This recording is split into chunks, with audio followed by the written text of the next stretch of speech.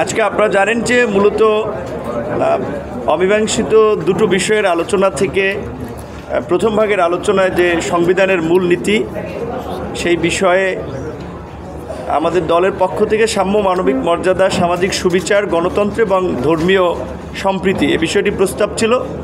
Commission থেকে ধর্মীয় সম্প্রীতি ব্যতীত সামগ্রিক আলোচনায় এর আগের আলোচনায় কিন্তু তারা সাম্য, মানবিক মর্যাদা, সামাজিক সুবিচার এবং গণতন্ত্র এই চারটা বিষয় ধরে আলোচনা করেছে।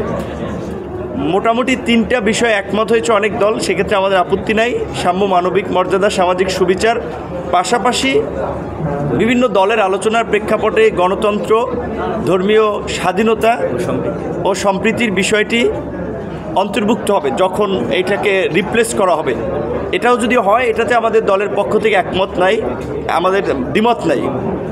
আর বিশেষ করে আজকের আলোচনায় যে আরেকটা নতুন ডাইমেনশন অ্যাড হয়েছে, আপনারা জানেন যে সবচেয়ে আলোচিত বিষয় ছিল এই সংস্কার কমিশনের যে পাওয়ার ব্যালেন্সের জন্য বিশেষ করে জাতীয় সাংবিধানিক পরিষদ বা এনসিসি গঠন করা। সম্ভবত সেই বিষয়ে পর্দার আড়ালে আলোচনার সাপেক্ষে আসলে ফরম্যাট চেঞ্জ করেছে সংবিধান এই জাতীয় ঐক্যমত্য কমিশন। আজকের নতুন আলোচনায় তারা ওই কাঠামোর পরিবর্তে আপনার সাংবিধানিক ও সংবিধিবদ্ধ প্রতিষ্ঠানের নিয়োগ সংক্রান্ত একটা কমিটি, যেটা এনসিসির পরিবর্তে আনা হয়েছে, এবং সেই কমিটিতে প্রধানমন্ত্রী, বিরোধী দলীয় নেতা, 2 কক্ষ বিশিষ্ট সংসদ হলে 2 কক্ষের স্পিকার, প্রধান বিচারপতির মনোনীত একজন ব্যক্তি এবং প্রধান বিরোধী দল ব্যতীত বিরোধী দলের অন্যান্য বিরোধী দলের মধ্যে থেকে একজন প্রতিনিধি, 7 জনের সমন্বয়ে এই সংবিধান ও সংবিধিবদ্ধ প্রতিষ্ঠানের কমিশন গঠনের কথা বলা হয়েছে।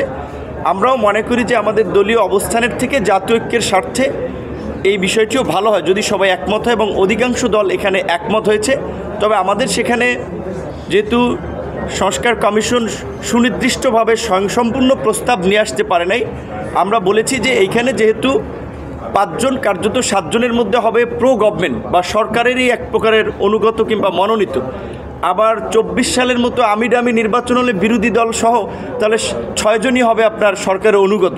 সেই জায়গা থেকে আমরা বলেছি অন্তত এই কমিটির 7 জনের পূর্ণাঙ্গ মতামতের ভিত্তিতেই এই যে সাংবিধানিক কমিশনের এবং সংবিধিবদ্ধ প্রতিষ্ঠান হিসেবে যেটা চিহ্নিত হবে তার নিয়োগটা নিশ্চিত করা হবে। সেখানে আমাদের দলের পক্ষ থেকে সুনির্দিষ্টভাবে আমরা 5 থেকে 7টি নিয়োগের কথা প্রস্তাব করেছি। 1 নম্বর নির্বাচন কমিশন, 2 নম্বরে দুর্নীতি দমন কমিশন, 3 নম্বরে পাবলিক সার্ভিসের চেয়ারম্যান থেকে শুরু করে অন্যান্য নিয়োগ, এবং মহাহিসাব নিরীক্ষক থেকে শুরু করে অ্যাটর্নি জেনারেল। আমরা 5টি পদ পয়েন্ট আউট করেছি। আমরা বলছি 5 থেকে 7টি হতে পারে।